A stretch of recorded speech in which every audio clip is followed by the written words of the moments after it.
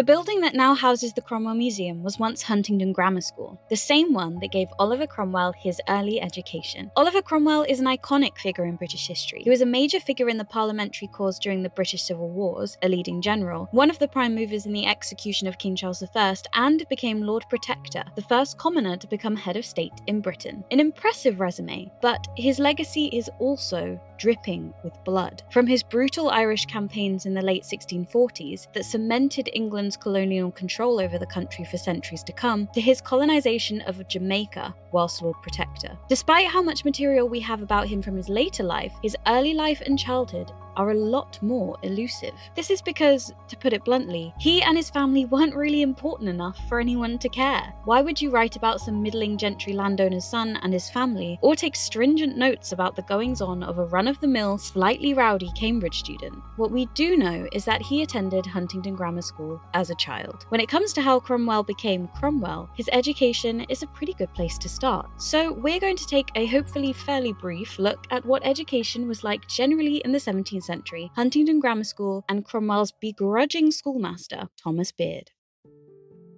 Some of you may recognise the name Cromwell from Henry VIII's chief minister, Thomas Cromwell, and wonder how an Oliver Cromwell, not too much time later, would be considered middling gentry. Well, Thomas Cromwell and Oliver Cromwell are only very distantly related, the former being his great-great-granduncle. Oliver Cromwell's line come from Thomas Cromwell's sister, who married into the Williams family. Her son, though, was taken under her brother Thomas's wing, so he decided to claim the name Cromwell instead of Williams, a tradition that continued down into Oliver Cromwell's generation. Though Oliver's granddad was very rich, living at Hinchingbrook House, Oliver was the son of a second son, so was not really in line for all the family's riches. Not that it would have really made a difference to his circumstances if he was the son of the first son, as Cromwell's uncle, the eventual heir of Hinchingbrook and also called Oliver, had racked up such huge debts entertaining and showing off for James I at Hinchingbrook that he ended up having to sell it. So Oliver Cromwell was born in April 1599 to middling landed gentry. In 1654, he said of his childhood that he was by birth a gentleman, living neither in considerable height nor yet in obscurity. So in other words, just kind of average. In 1616, he studied at Sidney Sussex College in Cambridge. I use the term studied loosely, as it doesn't seem he was a very dedicated student. He was described as more famous for exercises in the fields than in the schools. Definitely not the image of Cromwell we have today.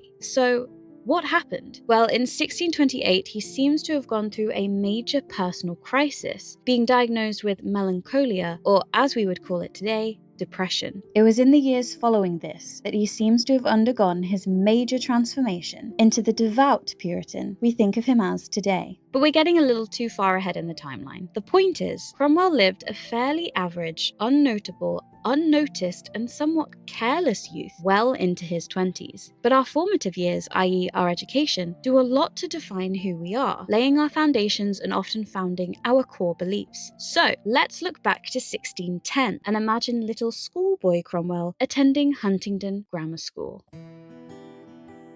Huntingdon Grammar School was established in 1565 out of an old monastic hospital. It was intended for the sons of the town's freemen, aka those who were full citizens, could own property and businesses, etc. No girls were allowed, obviously. We apparently have a natural weakness that means we can't physically learn as much as men, at least according to the brainiacs of the 17th century who were, surprise surprise, men. One thing that might actually surprise you though is that Huntingdon Grammar School was free. You did not have to pay to attend classes, so why was there such a divide in levels of education between the lower and middling classes, and then even further with the upper classes? I'll give a quick overview. The upper classes would not be going to grammar school. They would have had private tutors who would teach them in their own homes. These were often university fellows, the best intellectuals of their day. The middling classes would go to grammar school, and despite technically being free, would pay a small fee. They would stay in school for years, with the possibility of going to university if their parents could afford to send them, or they would be being raised to take over the management of their parents' landholdings or businesses. The lower classes among them would not pay a fee. They would be in school for a little while and learn to read and write, study the Bible. However, when it came down to going further, learning more advanced mathematics and other languages, they would often be at an age where they'd have to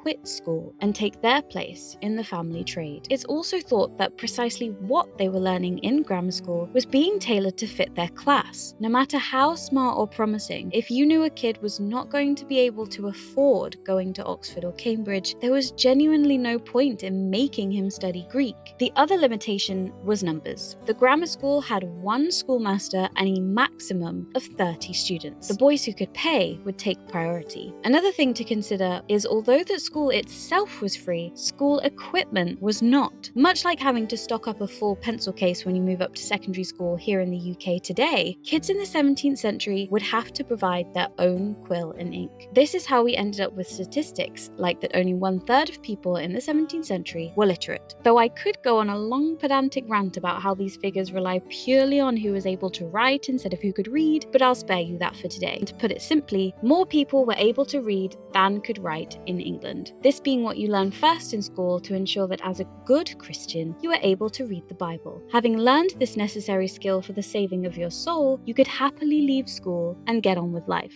So, all this in mind, little Ollie Cromwell was the perfect candidate for a grammar school. He was able to pay, and his family had designs for him to go to Cambridge, meaning he'd go the full way through and need the more advanced subjects. The subjects Cromwell was taught at Huntingdon Grammar School were religion, morals, Latin and Greek, some mathematics, and history. When he was taught to read, he would have been learning with a tablet affixed with a Bible verse or the Lord's Prayer. There was a complication here, as it meant it was very easy for kids to pretend they had learned to read. Everyone attended church on Sunday. In fact, nothing happened on Sunday except church. So these kids would have spent every Sunday hearing these verses and prayers. So if they wanted to, they could just recite it from memory. To work around this, they had to point to each word as they said it aloud. The schoolmaster would then quiz them by pointing to random words and getting them to read them aloud, to ensure they weren't just reciting whatever they remembered from service. Everyone learned Latin. It was seen as a key skill, especially for prospective Cambridge and Oxford students. It was the language of learning, law, science, and medicine. University classes were taught in Latin, and diplomats used Latin as their lingua franca, universal language, to communicate with one another rather than learning multiple languages. And of course, learning morals may seem a little odd to us today. However, 17th century society depended on the concept of honour and trust. Merchants and markets often ran on credit. Not in the same way as today with credit cards and bills, but literally just saying, "Can I pay you next time?" and walking away. So religion and these morals were stitched into every single corner of Cromwell's mind. So that's what he was learning academically, but that's not the only thing about schools that stick. And as we established, in his youth, Cromwell didn't seem like the most academically inclined guy. So let's think about the school day and culture a little more. Kids would go to school from about 6 or 7 a.m. to 5 p.m, 6 days a week. Sundays for church, obviously. The arrival time was a little bit flexible if a student had to travel from far away, but Cromwell did not have to travel, so he would have waddled over bright and early. They would get 2 hours of break in total throughout the day. Often this was set out as a half-hour breakfast around 8 a.m, then a much longer break for lunch around 11 into the afternoon. They were all spending a lot of time together. Their holidays were just the holy days, where we get the word from, with extended breaks for Easter, Christmas, and Whitsun. Absences were an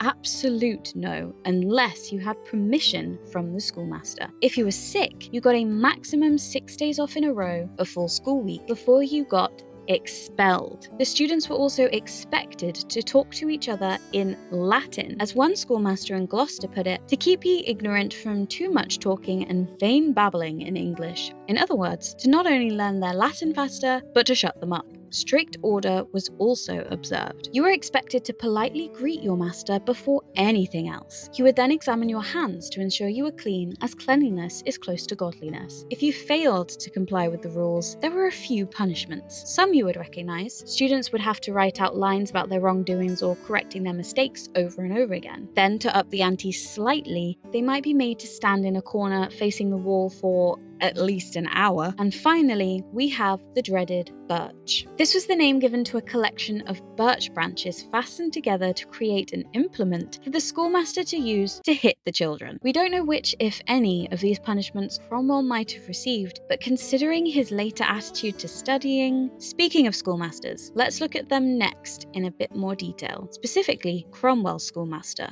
Thomas Beard.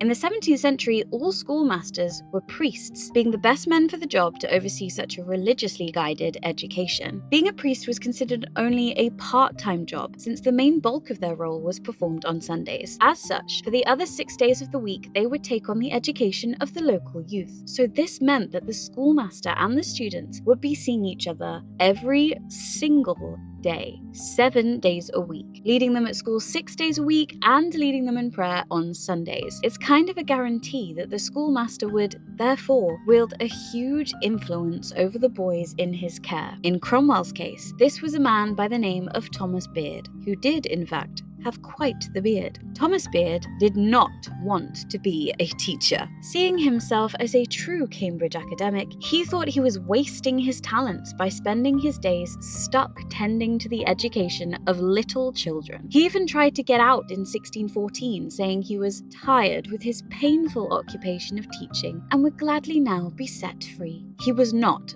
set free. We know Cromwell attended the school between 1610 and 1616, so he was likely among the class Beard was trying to escape from. The begrudging way that his schoolmaster delivered his education seemed to have had quite the impact on young Cromwell, and likely explains his distaste for studying when he himself went to Cambridge University in 1616, as we mentioned at the top of this video. Thomas Beard has long been assumed to be a Puritan, though there is little to suggest so. If he had more puritanical leanings, he had them in a time when not many did. Young Cromwell was not a Puritan at the time. As we said, that came a lot later in life. But Beard, as the influence on his education and religion, would have been his representative of Puritanism during his formative years if, and only if, that were the case. His lack of enjoyment for studying bleeds in here as well, though. Puritans were meant to be constantly studying, reading and rereading their Bible, but Cromwell was known to not be much of a reader. If it was to a degree that it was passed down to us today, it had to have been noticeable. Finally, Thomas Beard wrote an incredibly anti-Catholic book named The Theatre of God's Judgments that basically claimed all Catholics would be punished in the afterlife. Writer Christopher Marlowe also randomly catches a few strays as an example of someone leading a sinful lifestyle.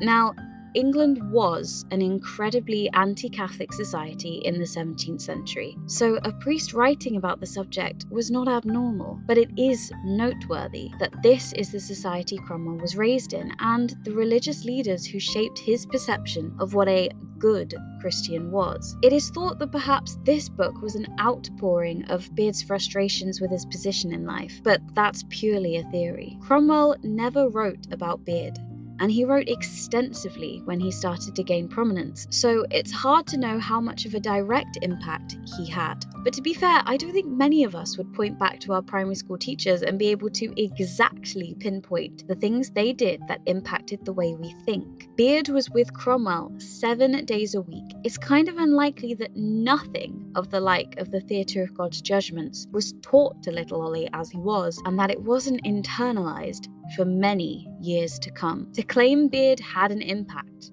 just isn't too far a leap.